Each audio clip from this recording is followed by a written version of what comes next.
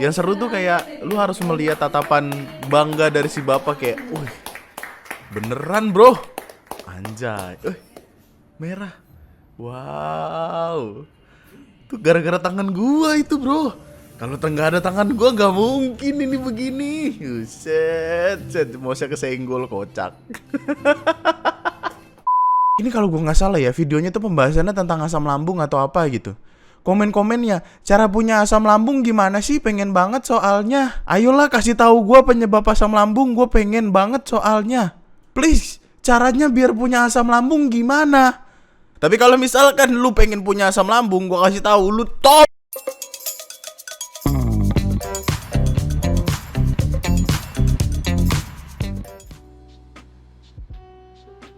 Weh, anak magang jangan dipencet dong. Gak keren jadinya.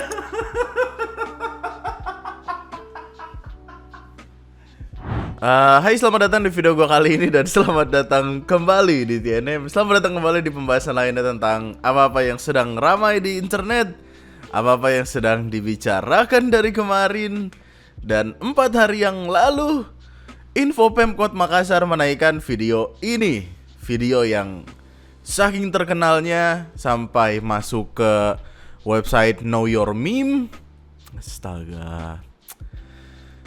Diomongin orang di Twitter, di-repost sama akun-akun luar. Karena apa? Karena kocak.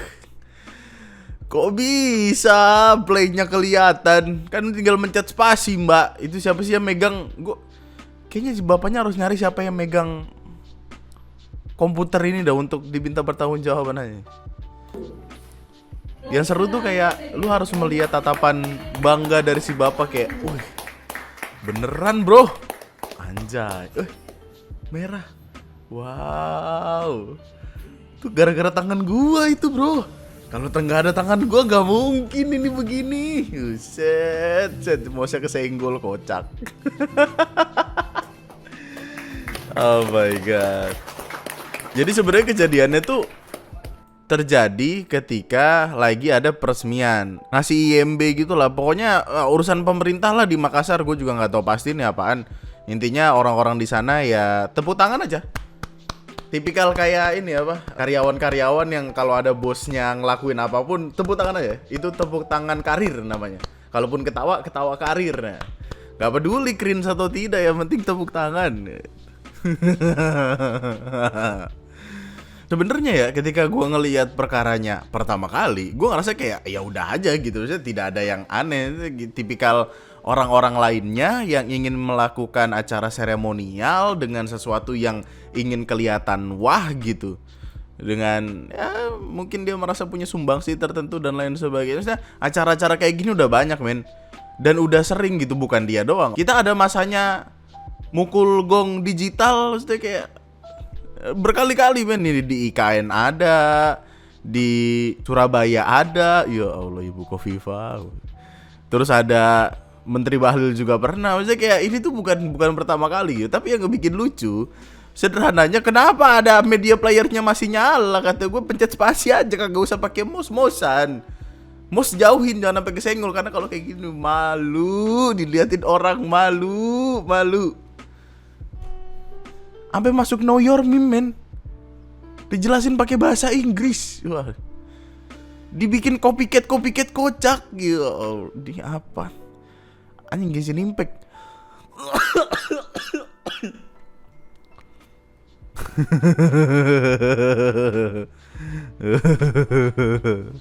Yang kocak gini, Fajri menemukan rahasia pemerintah. Anjing, digambar lagi playnya brengsek lucu banget. Kan gak perlu jadi gambar lagi kocak. Udah sih. Ya gini. Kekocakannya tuh datang dari sentimen orang-orang yang merasa, pertama, boomer ini kenapa ya ingin kelihatan keren, melakukan hal-hal seperti ini yang padahal tidak perlu gitu. Terus di sisi lain ada orang-orang yang ya main sarkas aja, kayak lu lihat komen-komennya. We fooled the boomers with this one, anjay. Kayak kita bisa nipu boomer pakai beginian menuju Indonesia Emas 2077. Amerika, Jepang, Cina, Inggris ketar-ketir sembari lari terbirit-birit melihat teknologi canggih asal Indonesia yang puluhan kuadriliun lebih maju.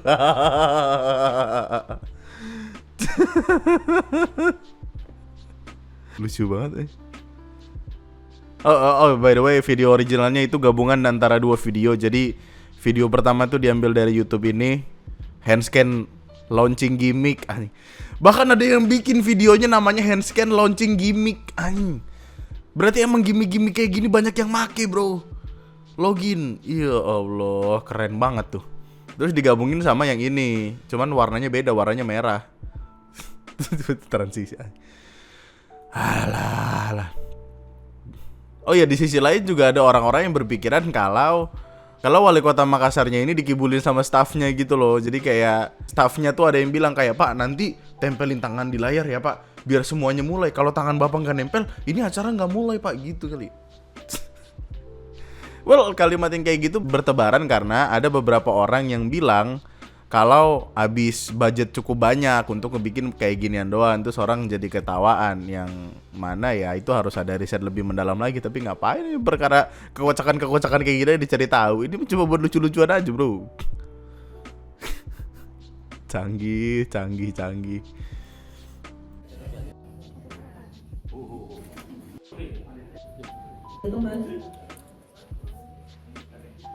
Wede, gila. Lu nggak lihat layar segede itu mukanya, anjay. Ben, tahu gak yang ada di kepala gua? Ini selama Indonesia masih kayak gini, ini lama sekali kayaknya untuk maju ya. Kayak gimana ya? Gitu loh, kayak aduh. Sukseskan Indonesia Emas 2045. Si Fajri nyoba teknologi pemerintah, jir. Kemarin ada survei. Ada surveinya dikeluarin sama Warta Ekonomi. Surveinya ini ngasih tahu kalau Indonesia dalam list tingkat kecerdasan tertinggi tahun 2023 ada di posisi nomor 129. Gue ngelihat ini, awalnya gue nggak percaya, men. Nggak percaya, karena beberapa kali itu survei hanya dibuat untuk kepentingan tertentu gitu. Tapi setelah ngelihat yang tadi, tangan ditaruh-taruh layar, kesenggol mouse-nya, ke play. Terus ngelihat hal-hal lainnya kayak ada bocah-bocah goblok yang pengen punya penyakit asam lambung. Itu gue jadi kayak merasa kayaknya bener dah ini 129 ini. Ini rata-rata IQ gak sih? 78,49. Langsung dikasih contoh. Ben, ini akun luar loh, Ben. Nge-tweet Indonesia, touchscreen no, touch video yes. Nah gitu. Kita ada di urutan 129. Karena apa? Ya karena ada orang-orang aneh di internet yang bahkan di komen-komen TikTok mereka mengakui dengan sadar kalau mereka adalah selingkuhan orang lain dan disebar ke dunia gitu loh. Mereka belum bisa membedakan mana yang nalar, mana yang tidak. Ini kalau gue gak salah ya, videonya tuh pembahasannya tentang asam lambung atau apa gitu. Komen-komennya, cara punya asam lambung gimana sih? Pengen banget soalnya. Ayolah kasih tahu gue penyebab asam lambung, gue pengen banget soalnya. Please, caranya biar punya asam lambung gimana? Tolol. Pertama, semua orang punya asam lambung. Itu harus kita tekankan. Maksudnya kalau orang gak punya asam lambung, lu makan mie itu muntah keluar mie lagi, men. Yang mereka maksud adalah penyakit asam lambung banyak sekali. Ada GERD, ada MAH, ada banyak lah segala macam. Tapi kalau misalkan lu pengen punya asam lambung, gua kasih tahu lu tolol. Emang lu pengen dalam seminggu 3 kali bolak-balik IGD tangan lu diinfus sampai penuh? Emang lu pengen nih tiba-tiba lu ke penyakit dalam nembus obat 2 strip 600.000? Gue tampol lu. Personal anjing. Gue kesel banget. Gue tuh kalau ngeliatin orang tolol kesel, bro. Keselnya tuh di titik muak gue. Emang lu pengen lu kayak jam 1 pagi, anak sama istri lu lagi tidur, tiba-tiba lu emahnya kambuh, lu pengen bangunin mereka, minta temenin ke rumah sakit, lu kagak enak, lu naik motor sendiri ke IGD, lu panik, lu buka pintu IGD, tiba-tiba ada ibu-ibu mau melahirkan. Pernah gue ngeliatin ibu-ibu lagi pengen melahirkan lagi. Ya Allah. Bocah-bocah tolol. Lu pikir Indonesia bisa maju 2045 ngeliat manusia-manusia begini, nggak yakin gua. Nggak. Aduh. Orang gua kalau tolol tuh maksudnya terstruktur ditakar gitu ketololannya. Gue sedih ketemu obat 600.000.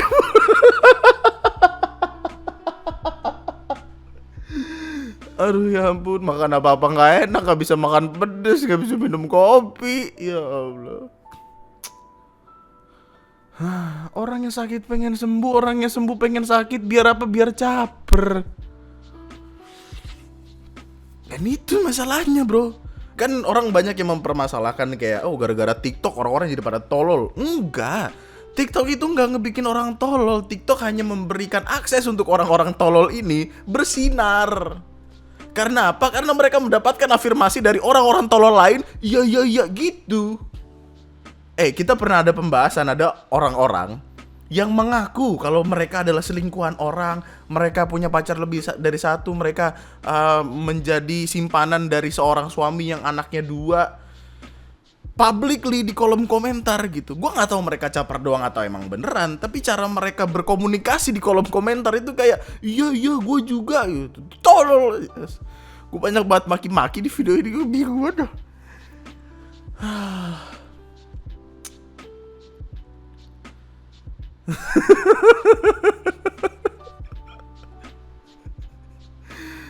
Belum pernah lu ngerasain ngantri di spesialis penyakit dalam, lama bro. Isinya banyak orang tua sakit, ada yang diabetes, ada yang lambungnya meledak, ada yang aduh.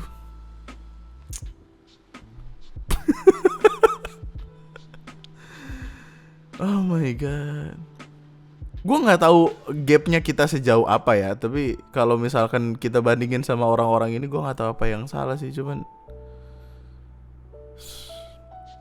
nih tanda-tanda asam lambung lu naik ya, maksudnya penyakit asam lambung kayak ulu hati lu sakit, kerongkongan lu panas, usus halus lu kalau misalkan udah terlalu parah kayak gue bisa kena, punggung sakit, tiduran ngarah ke kanan tuh kayak ada yang ngeganjel di bagian usus lu yang lu nggak tahu apa, terus lu butuh minum obat setiap kali sebelum makan. Kalau misalkan sakit minum obat lagi setelah makan, obatnya mahal. Bocah-bocah goblok. Ini IQ ada di posisi 129. Entah kenapa percaya gua. Sumpah percaya banget gua. Meskipun tidak bisa kita pungkiri kalau banyak sekali hal-hal di luar sana yang bisa membuat kita bangga, kayak kita menang kejuaraan banyak. Lu inget Megawati kan?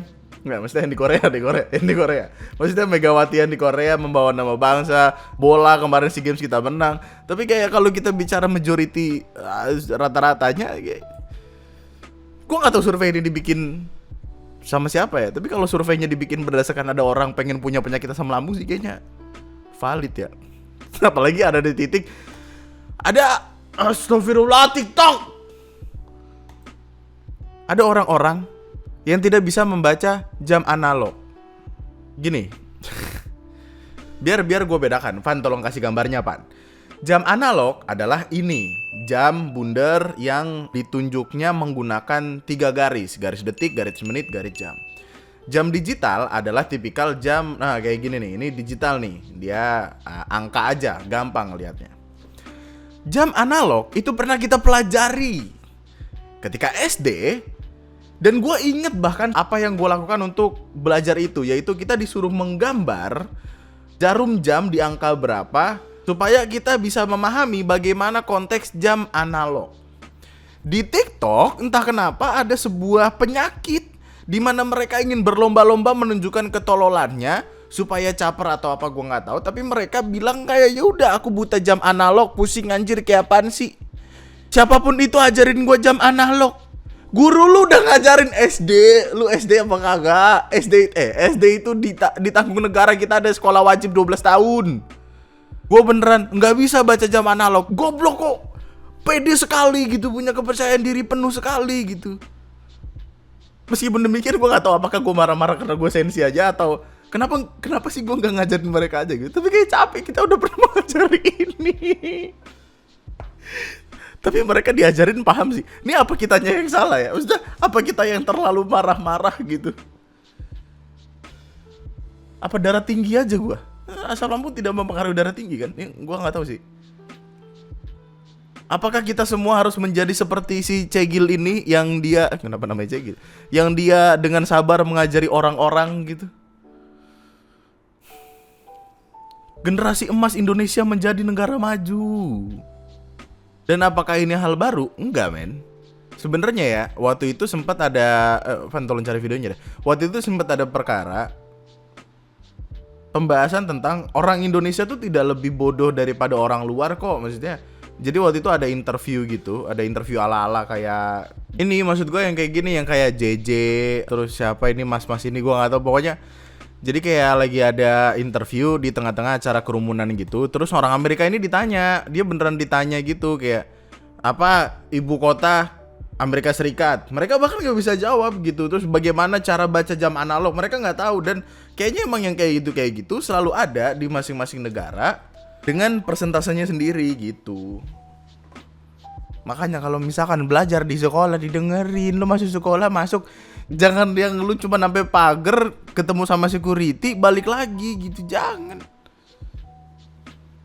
Gua aja lo yang UNMTK-nya 5 gue bisa ngebaca kok jam analog tuh kayak apa gitu. Gini.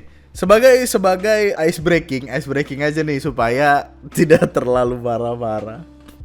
Kita ke sebuah berita yang mana berita ini awalnya gue lihat sebagai sesuatu yang lucu. Gini, berita ini pertama menakutkan, setelah itu kemudian menjadi lucu, setelah itu jadi apaan sih ini goblok gitu. Kita sesuai runutan ya. Ada informasi bocah tenggelam yang lokasinya ada di Kecamatan Jatibarang, Brebes, Jawa Tengah. Jadi waktu itu ceritanya ada orang lagi pulang ziarah. Ada orang baru balik dari makam buat ziarah kubur, ngasih informasi kalau dia ngeliat anak yang tenggelam. Informasi adanya anak tenggelam berawal dari laporan warga yang baru saja dari makam untuk ziarah kubur. Makam itu bersebelahan dengan saluran irigasi yang hanya dibatasi jalan raya. Peziarah itu kemudian melaporkan ke polisi ada bocah tenggelam. Nah dari situ pihak kepolisian pun membentuk tim bersama tim SAR, BPBD, dan damkar setempat buat nyari si bocah ini. Karena apa? Karena urusannya nyawa. Kalau yang namanya nyawa nggak boleh sembarangan, nggak boleh main-main. Akhirnya dicarilah. Karena takutnya nyangkut di saluran irigasi ini kan. Orang udah rame nih, udah ya lu tau lah tipikal orang Indonesia aja yang kalau misalkan ada tragedi insiden tuh mereka nontonin paling depan, ngebantuin kagak, insiden ditontonin gitu. Kemudian pencarian dilakukan sampai sore hari, sampai akhirnya pencarian dihentikan karena dari Polsek menyatakan nggak ada orang tua yang kehilangan anaknya. Nggak ada orang tua yang merasa anaknya pergi berenang nggak balik gitu-gitu. Setelahnya pencarian pun ditutup. Kemudian baru dari situlah muncul berita-berita kocak ini.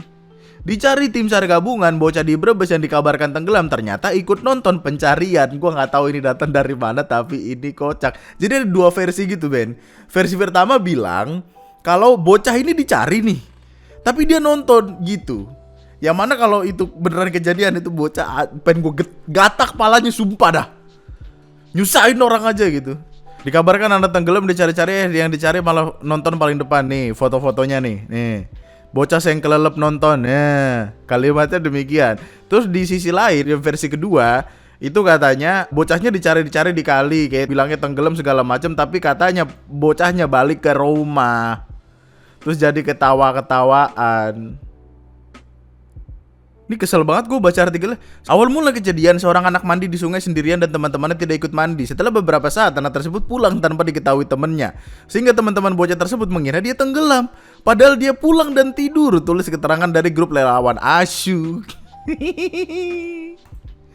Cuman semua kekocakan ini itu dipertanyakan sama pihak kepolisian, karena pihak kepolisian pun bilang kalau postingan petugas kena prank karena bocahnya justru ikut nonton itu kan buatan netizen. Dari mana dia tahu bocah itu ikut nonton pencarian? Identitas dan keluarganya saja tidak diketahui. Kok di postingan disebut bocah yang hilang ikut nonton gitu. Jadi kayak pihak polisinya tuh bahkan tidak tahu tentang berita-berita yang ini dan itu. Memang pihak kepolisiannya nggak tahu kalau ada cerita si bocah nonton. Kayak polisinya tuh nggak yakin. Jadi kayak sebenarnya pihak kepolisian berpikiran dari awal emang nggak ada bocah tenggelam gitu. Jadi bingung banget gue. Bingung gak lu? Gue bingung tahu ngurutinnya dari mana ini. Tapi perkaranya jadi serem dan horor karena gini. Ini akan berulang nih. Awalnya warga yang melaporkan menceritakan bahwa saat akan masuk ke makam seperti biasa, dia seperti melihat ada 2 anak berada di pinggir saluran irigasi.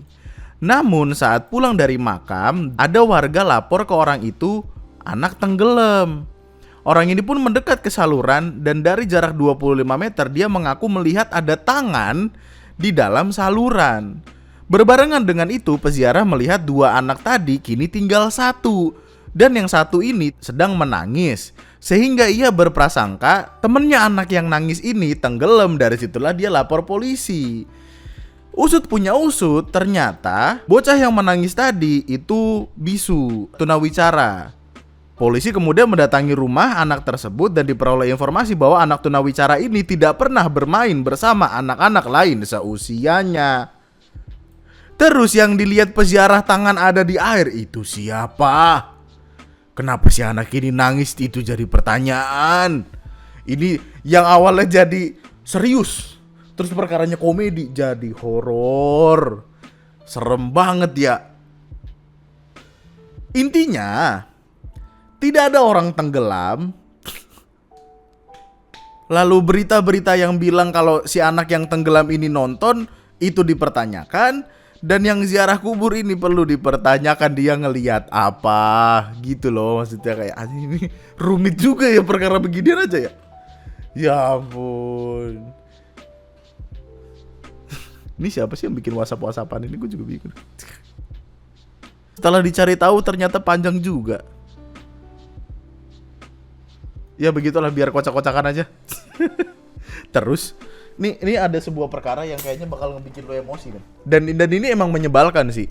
Karena mungkin lu punya tetangga kayak gini, mungkin lu pernah ketemu orang kayak gini, dan kita semua bingung bagaimana cara menghadapi orang-orang seperti ini. Jadi ceritanya, kayaknya video ini datang dari TikTok deh kalau nggak salah, TikTok atau IG gitu.